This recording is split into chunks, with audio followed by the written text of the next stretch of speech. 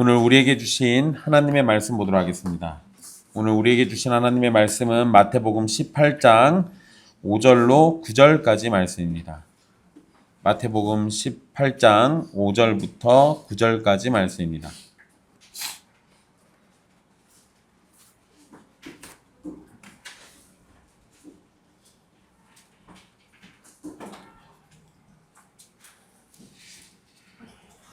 귀하신 하나님의 말씀 받들어서 읽도록 하겠습니다. 또 누구든지 내 이름으로 이런 어린아이 하나를 영접하면 곧 나를 영접함이니 누구든지 나를 믿는 이 작은 자 중 하나를 실족하게 하면 차라리 연자맷돌이 그 목에 달려서 깊은 바다에 빠뜨려지는 것이 나으니라. 실족하게 하는 일들이 있음으로 말미암아 세상에 화가 있도다. 실족하게 하는 일이 없을 수는 없으나 실족하게 하는 그 사람에게는 화가 있도다. 만일 내 손이나 내 발이 너를 범죄하게 하거든 찍어내버리라. 장애인이나 다리 저는 자로 영생에 들어가는 것이 두 손과 두 발을 가지고 영원한 불에 던져지는 것보다 나으니라. 만일 내 눈이 너를 범죄하게 하거든 떼어내버리라. 한 눈으로 영생에 들어가는 것이 두 눈을 가지고 지옥불에 던져지는 것보다 나으니라. 아멘. 이 말씀은 살아계신 하나님의 말씀입니다.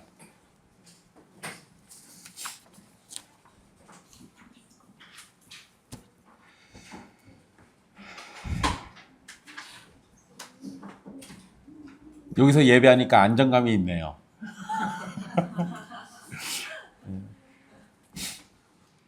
지난주에 예배한 거를 누가 영상을 보시고 드디어 황철민이 변질했구나라고 전화를 하셨어요. 뒤에 예배당이 너무 화려했잖아요. 막 십자가 달려있고 막 번쩍번쩍하고 막 강대상 막. 황철민이 확실히 이제 맛이 가가지고 성도들 돈 털어서 저렇게 꾸며놨구나. 그래서 혹시나 하는 마음에 확인하려고 저한테 전화하셨더라고요. 네.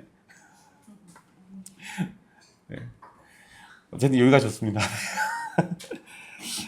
지난 시간 우리 어린아이와 같이 자기를 낮추는 사람이 천국에서 큰 자라는 예수님의 가르침을 함께 살펴봤습니다. 사람들은 다른 사람보다 높아지려는 경향이 있습니다. 어린아이도 또래끼리 경쟁하고 자신이 다른 친구보다 더 높아지려고 합니다. 어른이라고 다를 것이 없습니다. 경쟁에서 높아지고 권력을 얻고 명성을 얻으려는 것이 일반적인 모습입니다. 하지만 천국에서는 오로지 하나님을 의지하고 전적으로 따르는 자가 인정을 받는 겁니다. 높일 것은 하나님의 영광이고 자랑할 것도 하나님의 이름입니다.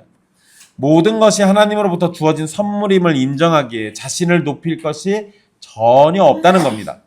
그러나 자신을 낮추는 사람을 하나님께서는 큰 자로 인정해 주십니다. 이것이 바로 천국의 법칙입니다.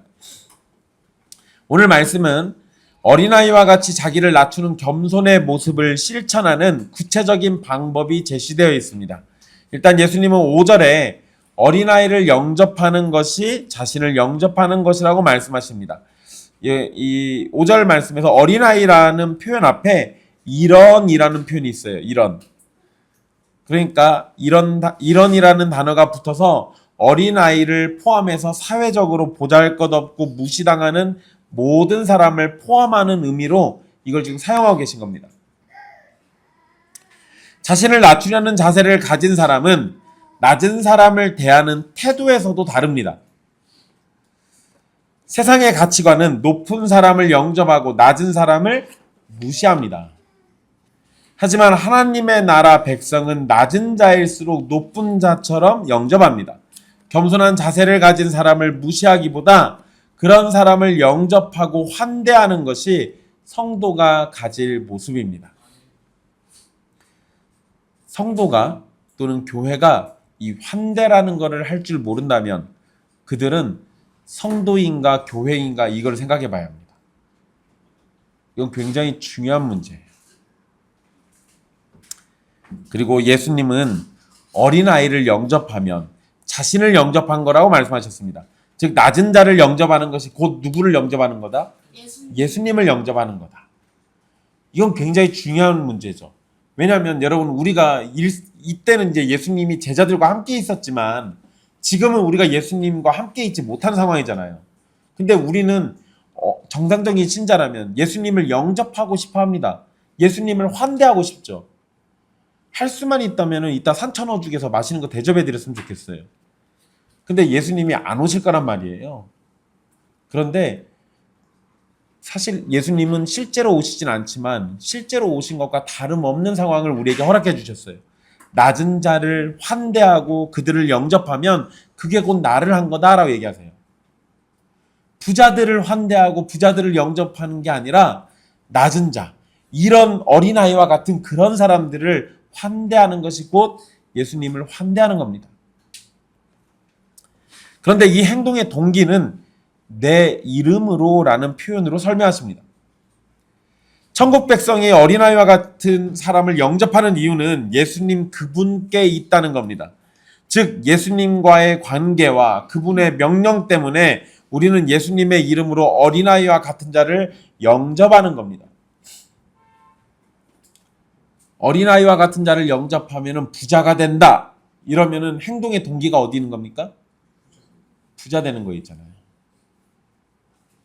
어린아이와 같은 자를 영접하면 너희들이 높은 자가 될 거야. 이렇게 해버리면 우리가 높아지기 위한 목적이 또 돼버리잖아요. 예수님은 그게 아니라 내 이름으로라고 설명해 주셨다고요. 그러니까 결국 우리는 예수님과의 관계 때문에 이런 일을 한다라는 거예요. 어린아이와 같은 사람을 영접하는 사람은 자비를 베푸는 수고를 하겠지만 그들이 영접하는 작은 사람을 통해서 그들 안에 계시는 예수 그리스도를 영접하고 경험하게 되는 겁니다. 그리고 우리가 이런 수고를 해야 하는 이유는 예수님께서 보잘것없는 우리를 귀한 존재로 먼저 영접해 주셨기 때문에 우리도 다른 사람을 귀한 존재로 영접할 수 있는 겁니다. 예수님이 자기 품 안으로 우리를 먼저 끌어당기신 거예요. 자신의 피 흘리는 그 상황 속에서 자신의 보혈이 흐르는 그 가슴으로 우리를 먼저 품어주셨다고요.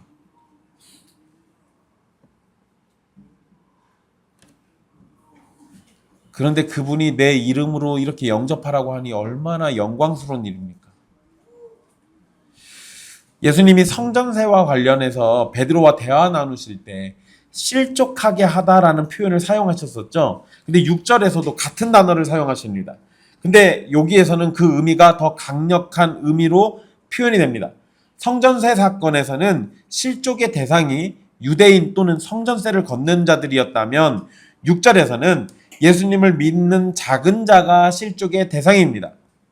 실족하게 하다라는 표현이 죄를 짓게 하다, 믿지 않다라는 의미가 있는데, 즉 예수님의 표현은 예수님을 믿는 자가 죄를 짓게 하거나 믿지 않게 하는 경우를 말씀하시는 겁니다. 예수님은 믿는 사람 가운데 작은 자 한 명이라도 이렇게 실족시키는 것은 매우 심각한 일이라고 말씀하셨어요. 얼마나 심각한 일인지 예수님은 차라리 그런 사람은 연자맷돌을 목에 달아서 깊은 바다에 빠뜨리는 것이 낫다라고 말씀하셨습니다. 어떻게 하라고요? 연자맷돌을 목에 달아서 깊은 바다에 빠뜨려. 일단 연자맷돌은 우리가 본 일이 없으니까 빼놓고 여러분 그냥 옛날에 쓰던 맷돌 있잖아요. 그거는 어때요? 무거워요? 가벼워요? 그것도 되게 무거워요. 사실 여러분 연자맷돌까지 안 가도 됩니다. 그 맷돌을 우리 목에다가 묶어가지고 바다에다 던져놓으면 못 떠요. 못 떠요. 아무리 몸무게가 많이 나가고 몸에 지방질이 많아도 못 뜹니다. 죽어요. 그냥 맷돌에 매달아서 던져도 죽습니다. 근데 여러분 연자맷돌은 예수님이 말씀하신 연자맷돌은 사람이 돌리는 게 아니라 당나귀가 돌리는 맷돌이에요. 이게 맷돌 무게만 해도 수톤입니다. 그러니까 수백 킬로 아니고 수톤. 수톤. 이런 걸 목에 매달고 물에 빠진다는 건 죽으란 얘기죠.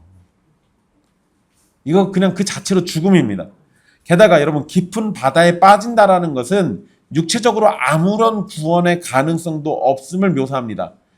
당시 로마의 형벌 가운데 물에 빠뜨려 죽이는 형벌이 있었습니다. 그런 사형 집행 방법이 있었는데 로마인들의 관점에서 물에 빠져 죽는 것은 땅에 매장돼서 안식을 취하는 것도 아니고 물고기 밥이 돼야 하는 거기 때문에 평화로운 죽음 또는 내세를 맞이할 수 없다라고 봤습니다. 그러니까 깊은 바다에 빠져 죽는 건 그 자체로 계속 끝나지 않는 형벌이에요. 그 자체로. 거기다가 이건 로마인들의 관점이에요. 그런데 여러분 유대인들에게도 깊은 바다는 악의 세력이 사는 장소입니다. 그래서 여러분 요한계시록에 보면 짐승이 어디 위에서 올라온다는 얘기가 나와요. 바다 위로 이렇게 올라온다는 얘기예요. 그 얘기가 나오는 게 바다, 깊은 바다는 원래 악의 세력들이 살던 장소니까. 그러니까 그렇게 여기고 있기 때문에 예수님이 유대인의 관점에서 깊은 바다에 빠져 죽는 게 낫다라고 얘기하는 건 이게 뭔 소리겠어요. 로마인들이야 깊은 바다에 빠져 죽는 것이 평화로운 죽음을 맞이하지 못한다 이런 의미지만 유대인들에게는 악의 존재가 심판 전까지 갇혀서 대기하는 곳이 바다인데 거기 빠져 죽으란 얘기예요. 그게 차라리 낫다 이거죠. 그러니까 유대인이나 로마인이나 깊은 바다에 빠져 죽는 건 이건 보통 심각한 문제가 아니에요. 거기에다가 예수님은 물에 빠져 죽는 매우 심각한 처형법을 언급하신 후에 그러한 형벌 받는 것이 하나님이 내리시는 형벌 받는 것보다 낫다라고 했잖아요. 아니 지금 이게 굉장히 심각한 형벌이었다고요. 근데 그것보다 하나님한테 처벌받는 것이 더 심각하니까 하나님한테 맞지 말고 연자매 또 매달고 죽어라 라고 얘기하고 있는 거예요. 그게 차라리 낫다고. 그러면 예수님의 말씀은 결국 실족시키는 죄가 얼마나 무거운 죄인지를 설명하신 겁니다.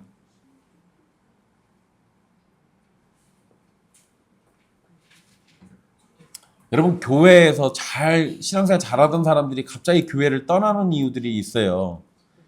교회를 떠나서 딴 교회로 가면 좋은데 그게 아니라 아예 영영 교회를 떠나는 일들이 있습니다. 대부분 사람 때문에 실족해서 그래요. 그러면 그런 상황을 이 말씀에다가 빗대가지고 얘기하자면 성도들이라고 불리는 사람들 중에는 목에 이미 연자맷돌이 몇 개씩 걸린 사람들이 있단 얘기예요. 그리고 예수님이 누구든지라는 표현을 쓰셨습니다. 누구든지. 6절 맨 앞에 누구든지라고 돼 있잖아요. 그러니까 이 표현을 사용하셔서 실족시키는 죄를 짓는 사람이 누구라도 될 수 있음을 말씀하고 계시는 겁니다. 모든 성도가 실족시키는 죄를 지을 수 있는 가능성이 있다라는 것을 말씀하신 거예요. 예수님은 7절에서 세상이 실족시킬 수도 있고 아닐 수도 있다고 말씀하신 것이 아니라 세상에는 실족시키는 일들이 있다라는 것을 말씀하셨습니다. 그래서 세상은 결국 화를 받게 될 겁니다. 여기에서 말씀하시는 세상은 하나님의 통치를 거부하는 세상을 의미합니다. 물론 우리가 사는 이 세상이죠. 하나님의 통치가 완전하게 펼쳐지는 천국에서는 예수님을 믿는 작은 자를 실족시키는 일이 없습니다. 하지만 하나님의 나라가 아닌 세상에 속한 나라에서는 실족시키는 일이 계속해서 벌어지는 겁니다. 그래서 하나님의 심판이 세상을 향하게 되는 거예요. 실족하게 하는 일이 없을 수는 없으나 라는 표현이 나오는데요. 이 표현은 실족하는 일이 필연적으로 발생할 것을 의미하시는 거죠.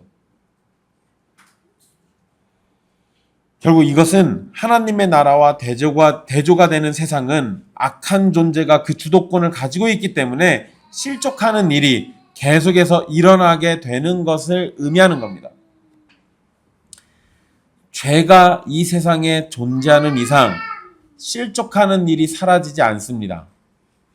뭐가 이 세상에 존재하는 이상이요? 죄가 이 세상에 존재하는 이상 실족하는 일은 사라지지 않아요. 그리고 그러한 일은 하나님께서 허용하신 범위 안에서 일어나는 일입니다.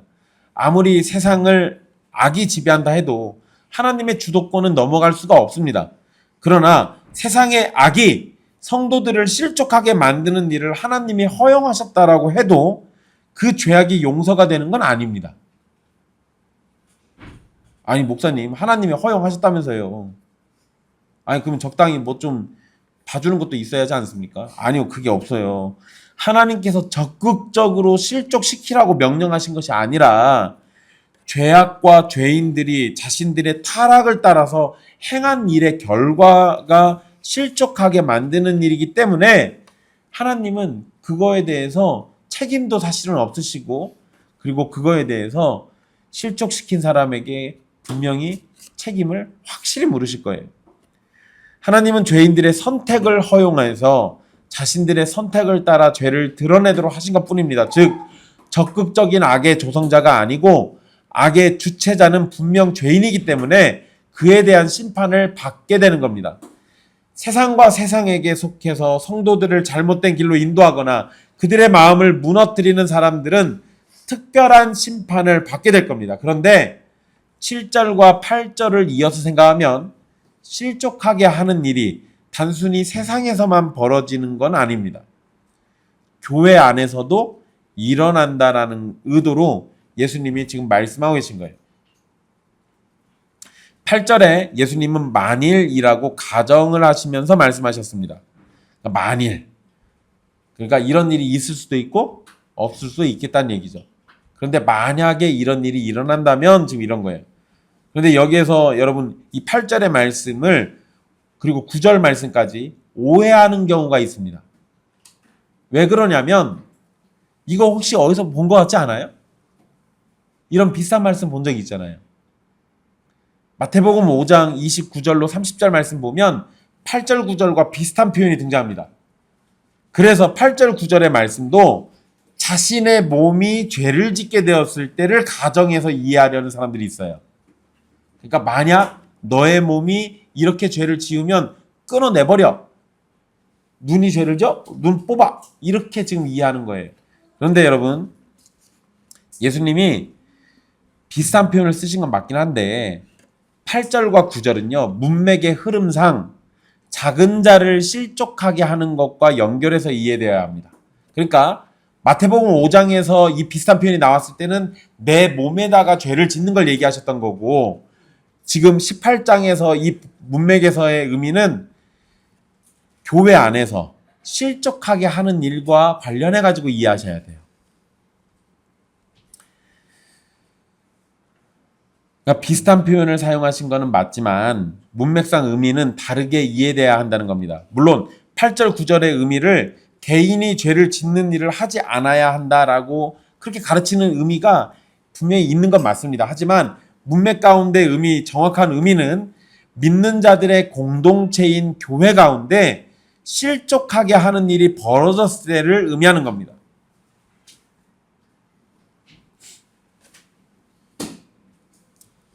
8절에서 범죄하게 하거든으로 번역된 단어는 6절, 7절에 실족하게 하다라는 단어와 같은 단어입니다. 그러니까 같은 단어인데 앞에서는 실족하게라고 해놓고 뒤에서는 범죄하게라고 번역을 해놨어요. 그러니까 이거는 같은 걸로 이해하시면 된다고요.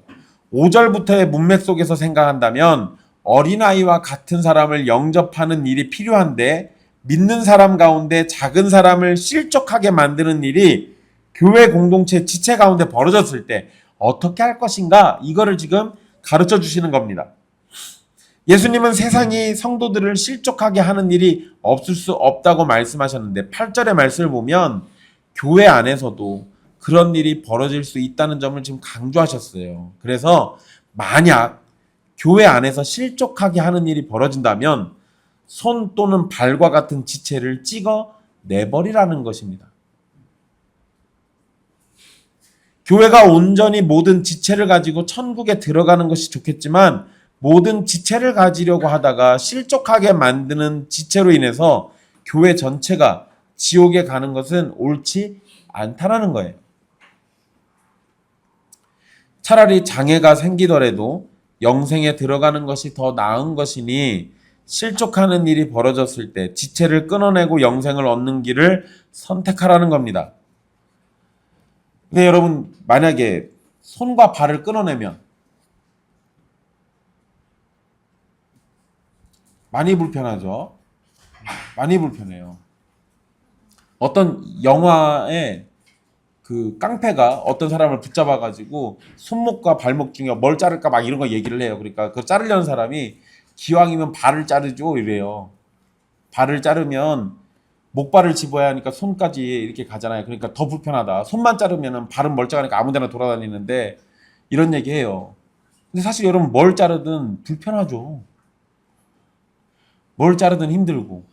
근데 그렇게 불편한 채로 천국에 들어가는 것이 모든 걸 가지고 지옥에 들어가는 것보다 낫다라고 얘기하잖아요.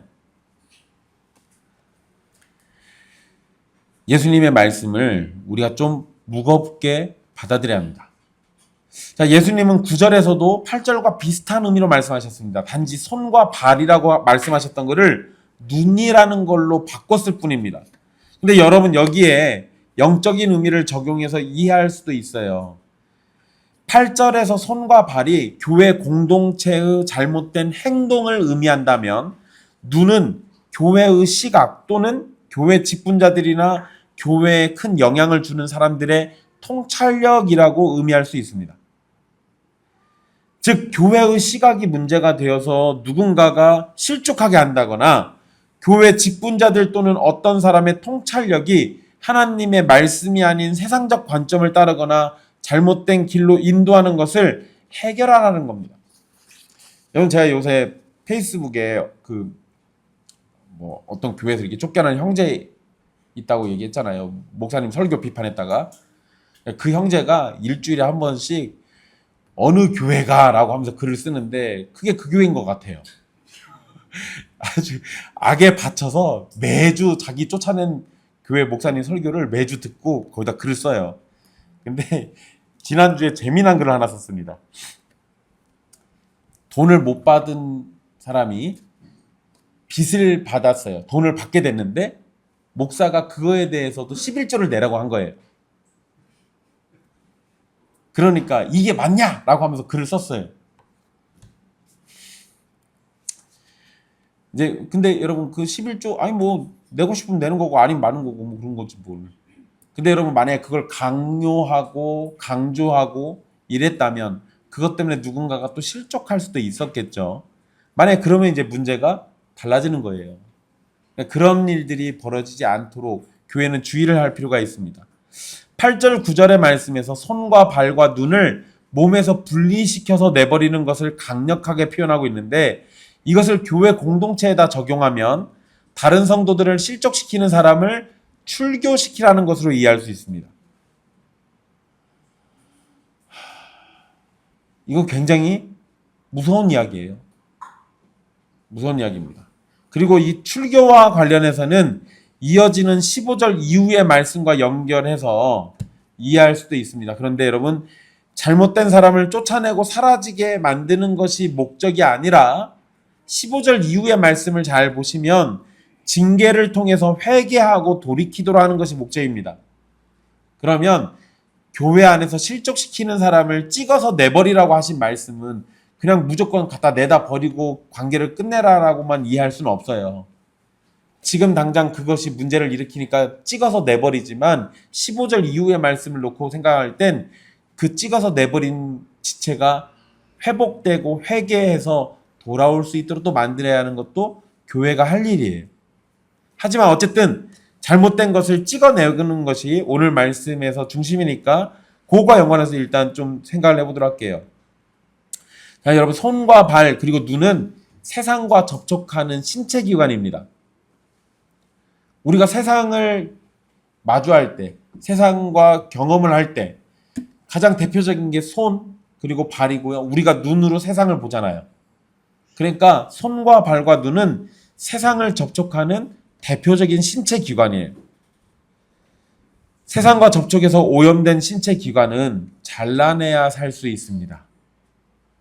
교회 안에 세속에 물든 사람이 있다면 그 사람으로 인해서 교회가 병들고 오염되는 것이 자연스럽게 나타납니다.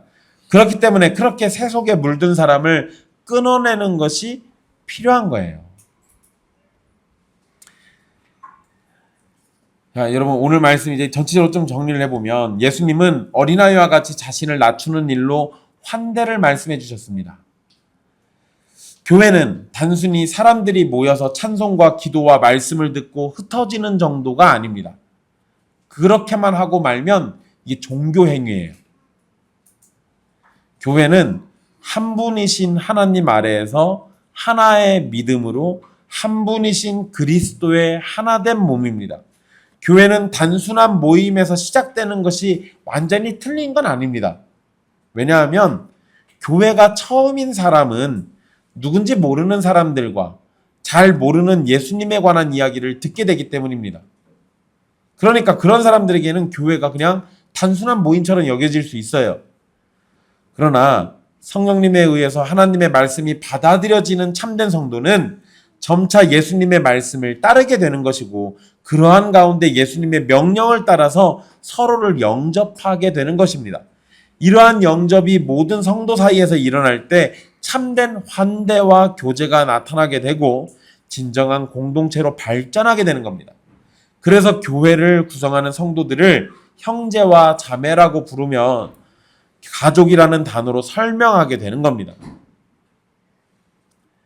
베드로전서 1장 22절 말씀을 보면 너희가 진리를 순종함으로 너희 영혼을 깨끗하게 하여 거짓이 없이 형제를 사랑하기에 이르렀으니 마음으로 뜨겁게 서로 사랑하라 라고 명령합니다. 마음으로 뜨겁게 어떻게 하라고요? 사랑하라고 해요.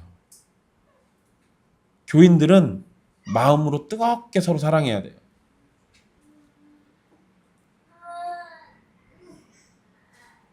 누가 좀 모자라고, 누가 좀 부족하고, 누가 좀 실수해도 정말 뜨겁게 사랑하려고 애써야 합니다. 하나님의 말씀이 이렇게 명령하고 있는데 교회에서 함께하는 성도가 누구인지도 모르고 어떤 사람인지 관심도 없고 종교 행위로 자신의 모든 의무를 다한 것처럼 교회를 왔다 가는 사람의 모습이 과연 올바른가, 이런 거를 생각해 보십시오.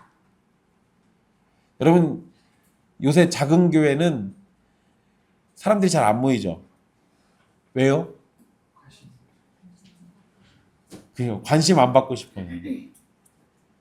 큰 교회는 몰래 다닐 수 있어요. 숨어 다닐 수 있고요. 내 흔적을 안 남길 수도 있습니다.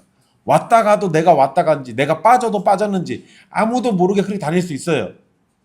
그러니까 신앙생활도 어떻게 하고 싶다는 거예요? 아주 편하게 하고 싶다는 거예요.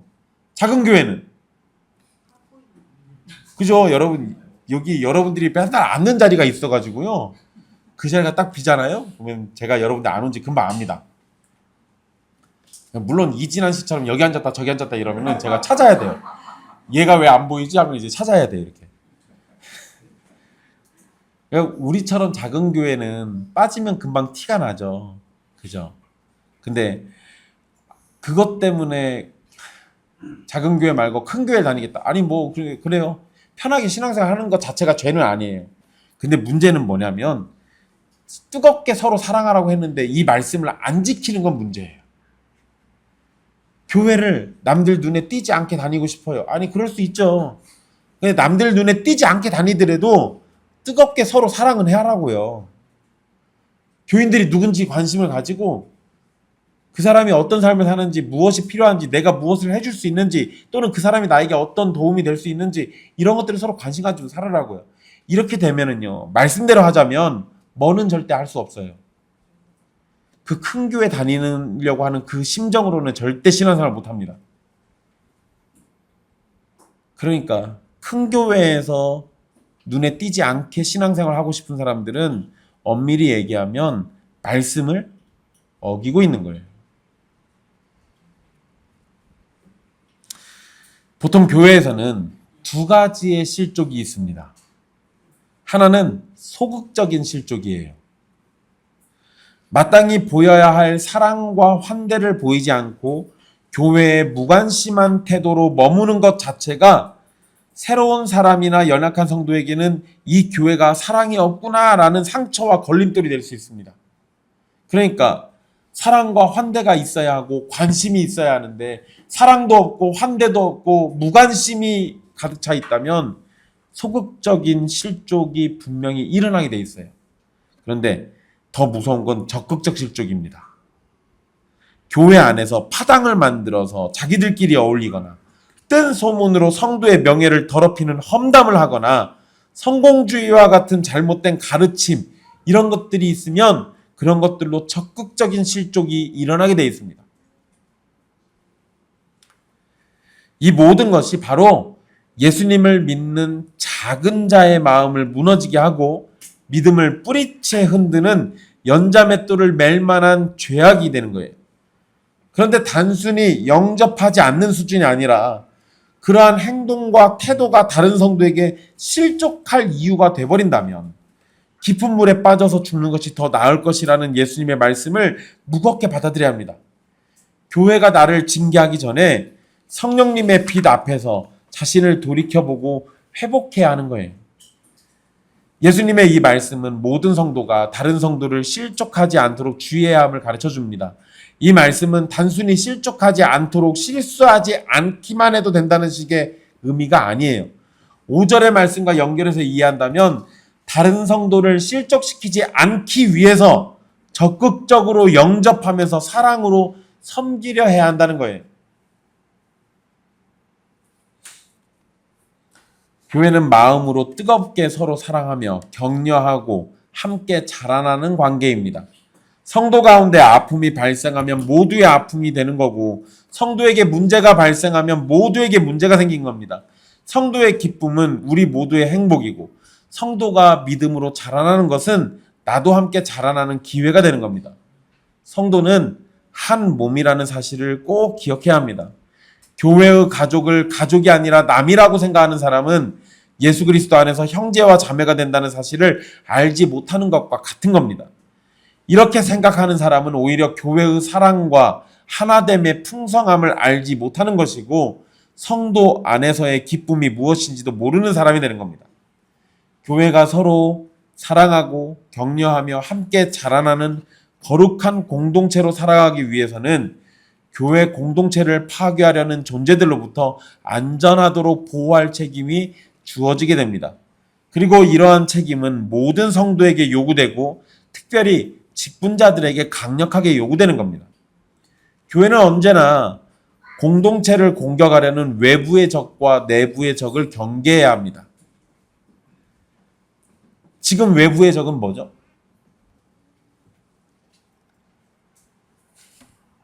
외부의 적이 없나요? 그렇죠. 신천지도 외부의 적일 수 있습니다. 신천지도 그러고요. 동성애 문제도 그러고요.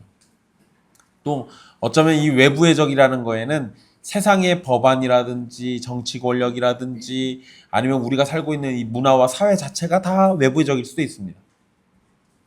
여러분, 외부의 적은 외부에서 우리를 공격하기 때문에 눈에 쉽게 띕니다. 그런데 문제는 내부의 적이 문제죠. 여러분, 이것과 관련해서 사도행전 20장 29절로 30절 말씀을 보시면 바울은 자신이 이제 이 교회를 떠나고 나면 사나운 이리가 교회 안으로 들어와서 양떼를 아끼지 않을 것이라고 경고했습니다. 자, 이 경고는 분명 사나운 이리가 밖에서 안으로 들어오는 거니까 외부에서 내부로 들어오는 위협이에요. 그런데 바울이 곧장 뭐라고 얘기하냐면 여러분 중에서도 제자들을 끌어 자기를 따르게 하려고 어그러진 말을 하는 사람들이 있을 것이다 라고 경고했습니다. 이거는 내부에서 발생하는 문제입니다. 교회 내부에서도 미혹하는 사람이 나타나게 된다는 거예요. 이와 비슷한 경고는 성경에 아주 많습니다. 베드로후서 2장 1절 말씀 보면 너희 중에서도 거짓 선지자가 있으리라 라고 경고했고요. 야고보서 4장 1절 보면 내부에서 정욕으로부터 다툼이 생겨나서 교회 공동체를 파괴하게 될 수 있음을 경고했습니다. 또 유다서 4절에 보면 가만히 들어온 사람 몇이 있어서 교회를 해친다 라고 경고하고 있고요. 요한 3서 9절에서 10절 말씀 보면 여기서는 아예 이름을 언급해버려요. 디오드레베라는 인물의 이름을 언급하면서 교만과 권력욕이 교회 안의 질서를 무너뜨리고 공동체를 해치고 있음을 경고합니다. 교회는 내부적으로 외부적으로 계속해서 끊임없이 공격을 받아요. 근데 외부에서 하는 공격은 우리가 어쩌지 못하는 경우가 많습니다. 여러분, 신천지가 우리 공격하면 우리 어떻게 칼 들고 가서 싸워요? 몽둥이라도 들고 와서 신천지 쳐들어갈까요? 아니 교회는 그런 식으로 싸울 수가 없잖아요. 그러니까 외부에 있는 적은 우리가 어떻게 할 수가 없어요. 그저 하늘을 바라보고 저것 좀 어떻게 해결해 주세요라고 하나님께 기도하는 수밖에 없습니다. 네, 내부의 적 이거에 대해서는 내부에서 발생하는 문제니까 이거는 우리가 할 수 있잖아요. 그래서 그 문제를 어떻게 처리할 것인가 이거에 대한 얘기를 지금 대략적으로 얘기해 주신 겁니다. 교회는 이러한 공격에 대해서 주의해야 합니다. 성경이 그렇게 가르쳐 주고 있으니까요. 그래서 위험한 인물들을 신속하고 단호하게 해결해야 합니다. 예수님의 말씀처럼 교회를 실족하게 만드는 존재들을 찍어서 내버려야 돼요. 물론 여러분 무조건 찍어내버리고 쫓아내는 것만이 정답은 아닙니다. 그들에게 회개할 기회를 요구하고 회개하지 않는 자들은 교회로부터 내보내야 하는 겁니다. 분명 성도를 실족하게 만드는 사람 가운데 교회의 존재 자체를 위협하는 위험한 인물들은 신속하고 단호하게 대응해야 합니다. 하지만 이러한 단호함으로 인해서 지나치게 대응하는 것도 주의해야 합니다. 우리는 핵심 교리와 관련해서는 단호해야 합니다. 교회를 우상숭배로 이끄는 사람은 단호하게 조치해야 하죠. 삼위일체를 부정하거나 구원론을 어긋나게 가르치거나 이런 영향을 주는 사람도 단호하게 대해야 합니다. 하지만 비본질적인 문제에 있어서는 단호함보다 관용과 온유함으로 대해야 합니다. 세례가 옳으냐 침례가 옳으냐 이걸로 교회는 대화할 수 있어요. 그렇지만 이것 때문에 다툼이 나서 서로를 미워하는 일이 벌어져서는 안 되는 겁니다. 만약에 여러분 누군가 우리 교회 안에 들어와서 침례가 무조건 옳다라고 막 이렇게 따져요. 그래서 막 이거 얘기 나올 때마다 막 거품 물고 막 눈 뒤집어 까지면서 뒤로 막 졸도하는 사람이 있어요. 그럼 우리 어떻게 할까요? 우리 교회랑 안 맞으시니까 나가세요라고 할까요? 근데 그분이 만약에 끝끝내 우리 교회에 있겠다고 하면 아니 침례 때문에 눈이 뒤집어져서 자꾸 졸도하는데 어떻게 해요? 우리가 사랑으로 보듬어 줘야지. 그까짓 거 욕조 하나 갖다 놓고 침례하면 되지 뭘. 그거 아니면은 죽음을 달라 이러신 분이 있으면 어떻게 그냥 사랑으로 품어줘야지. 그분이 말씀의 의미를 잘 이해해서 받아들여질 때까지 다른 성도들이 견디고 인내해 주는 게 필요한 겁니다. 11조를 내는 것과 관련해서도 교회와 성도들 사이에서 생각이 다를 수 있어요. 여러분 신약 성경에는 11조에 대한 얘기가 예수님이 하신 말씀 말고는 없어요. 박하와 회양의 11조 얘기. 사도들이 11조 얘기를 언급을 안 했다고요. 그러면 이걸 내야 하는 거예요? 말아야 하는 거예요? 봐봐요. 성도들 사이에 생각 다르다니까. 낼 수도 있고 안 낼 수도 있고 그래요. 괜찮아요. 그런 걸로 싸울 필요 없어요. 이런 차이는 서로 관용하며 대화하고 서로를 사랑으로 품어줄 수 있어야 합니다. 목사님 11조를 내는데 새 전이 맞습니까? 새 후가 맞습니까? 세금을 내기 전이 맞습니까? 건강보험료 내기 전에 걸로 11조 낼까요? 건강보험료 내고 난 다음 걸로 11조 낼까요? 하고 싶은 대로 하세요. 그런 걸로 싸우지 맙시다. 이래야 하지 않겠어요? 오히려 이런 문제를 견디지 못하고 교회를 분쟁과 다툼과 분란으로 이끄는 사람이 있다면 그런 사람은 걸려 넘어지게 만드는 손과 발이 되고 눈이 될 겁니다. 이런 문제에 있을 땐 우리가 오히려 넉넉하게 사랑으로 품어주는 거예요. 여러분 제가 예전에 전도사 때 완산교회에서 전도사 할 때요. 완산교회 지금도 있는지 모르겠어요. 입구에 딱 들어가는데 현관에 보면 헌금함이 있고 옆에 기도손이 있습니다. 기도손 여러분 그림 뭐죠? 이거죠. 그래서 제가 그 앞에서 헌금함에 헌금을 집어넣고 이러고 기도하고 있었어요. 그랬더니 목사님 한 분이 지나가다가 저를 쳐다보고는 이제 아예 절로 옮길 거냐고 물어보더라고요. 그래서 제가 이렇게 기도손을 가르쳤죠. 그러니까 그 목사님이 아무 말 안 하고 가시더라고요. 여러분 기도할 때 이게 맞아요? 이게 맞아요? 뭔 상관이에요? 아무거나 하면 되지. 아무거나 하면 되지. 그리고 제가 전에 말씀드렸잖아요. 원래 성경에서 기도할 때 유대인들은 두 손을 하늘로 들고 했다고요. 손 모으고 하는 거는 원래 불교의 영향이에요. 애초에 합장해서 기도하는 거는 기독교 역사에 없어요. 이게 약간 이상한 게 들어온 거예요, 이게. 어쨌든 그런 걸로 우리는 싸울 필요 없고 다툴 필요가 전혀 없는 거예요. 축도할 때 이게 맞아요, 이게 맞아요, 이게 맞아요. 하이틀러는 아닐 거고. 뭔들 뭔 상관입니까? 성경에 그런 게 안 나오는데. 50견 있는 분은 많이 높이 못 들 거고. 그냥 하고 싶은 대로 하게 내버려 두세요, 그리고 또. 그리고 여러분, 강복선언 할 때 사실 손 이렇게 우리가 들고 목사님들 하시잖아요. 강복선언 할 때 아예 손을 안 들고 해도 상관없습니다. 왜냐하면 선언이 중요한 거기 때문에요. 손을 들고 안 들고는 선택사항이에요. 그러니까 이런 걸로 우리는 다툴 이유가 없죠. 그런 거는 넉넉한 마음으로 얼마든지 다 품어줄 수 있는 겁니다. 교회는 성도의 삶과 통찰력에 영향을 주는 모든 부분을 예민하게 살펴야 합니다. 우리의 손과 발로 나타나는 행동과 그리고 또 그 행동에 선한 영향을 준다면 좋은 것이지만 악한 영향을 끼친다면 악한 영향을 끼치는 사람이나 환경 그리고 그 어떠한 것이든 교회로부터 분리되도록 해야 하는 게 맞아요. 또한 눈으로 상징되는 통찰력과 관련해서도 마찬가지입니다. 특히 목사가 어떤 신학적 바탕을 가지고 교회를 지도할 때 그것이 성경의 가르침을 벗어남이 없어야 합니다. 만약 목사가 잘못된 가르침을 지속적이고 반복적으로 가르쳐서 교회가 하나님의 말씀에서 벗어나게 된다면 목사를 그 위치에서 떠나게 해야 하는 겁니다. 관용과 오래 참음으로 잘못된 목사를 견디는 것은 교회에게 마땅한 일이 아니에요.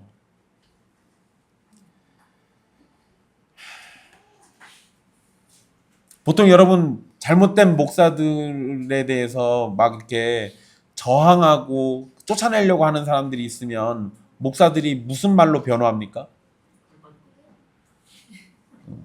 주의 종은 주님이 치시는 거니까 성도들은 손대면 안 돼. 이런 얘기 한 번쯤 들어보셨을 겁니다. 그런 말씀에 속으시면 안 돼요.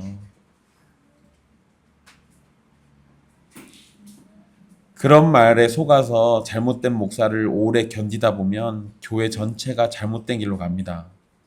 마찬가지로 성도들 사이에서도 잘못된 성경 지식을 가지고 있거나 잘못된 사상에 물들어서 교회 안에서 어긋난 주장을 하며 교회로 하여금 병들게 하는 경우가 있습니다. 이러한 일들도 마찬가지로 단호하게 대처해야 하는 겁니다. 사랑하는 형제 자매 여러분, 건강한 몸이 영양분을 잘 받아들이고 동시에 바이러스를 잘 막아내는 것처럼 건강한 교회는 반드시 두 가지 기능이 살아있어야 합니다. 첫째는 활짝 열고 기쁨으로 맞이하는 사랑의 팔입니다. 교회에는 사랑의 팔이 있어야 돼요. 어린아이와 같이 작고 연약한 자들을 예수님의 이름으로 영접하고 환대하는 것을 말하는 겁니다. 이것이 교회를 살찌우는 영양분과 같은 거예요. 여러분 어저께 제가 아이들 데리고 그 와일드푸드 축제 거기 이렇게 가는데 차 타고 가는 길에 모르는 전화가 왔어요. 근데 그분이 우리 교회를 오고 싶다고 전화가 온 거예요. 근데 장애가 좀 있으신 것 같아요. 말을 잘 못하시더라고요. 근데 이제 그분이 어디 사시냐고 물어보니까 저기 롯데마트 옆에 산대요. 요 옆에예요. 그래서 걸어올 수 있다라고 얘기했는데 그분이 자기는 잘 못 걸어서 못 걸어간다라고 그러시는 거예요. 그래서 이제 그분 어떻게 하나 했는데 제가 주변에 가까운 교회 찾아가셔도 괜찮아요. 그러니까 그래도 돼요 이러시더라고요. 그러니까 왜 우리 교회 전화하셨는지 잘 모르겠는데 뭐 어떻게 하다가 우리 교회 알게 되셨나 봐요. 근데 만약에 그분이 또 전화가 와서 만약에 나 그냥 옛길 교회로 가고 싶어요 라고 얘기하면 못 걸어오시겠다는데 어떻게 우리가 데리러 가야지. 이런 것도 어쩌면은 그러면 우리가 수고로움이란 걸 해야 합니다. 그거를 담당하시는 분들은 어려움을 겪고 힘들 수도 있어요. 하지만 교회가 어느 누구에게나 사랑의 팔로 손을 내밀어야 하는 거예요. 부자고 잘났고 깨끗하고 뭔가 있어 보이고 이런 사람들만 맞이하는 데가 교회가 아닙니다. 교회는 죄인들이 모이는 곳이에요. 세상 사람들이 천시하는 자들이 예수님의 이름을 기뻐하면서 모이는 곳이기도 합니다. 그러니 사랑의 팔로 그들을 맞이하는데 온 힘을 쏟으셔야 돼요. 그리고 두 번째로 날카로운 진리의 칼을 가져야 합니다.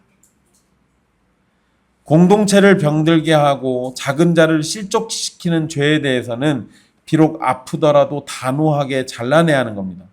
이것이 교회의 생명을 지키는 수술과 같은 거예요. 우리는 이 두 가지를 모두 감당해야 합니다.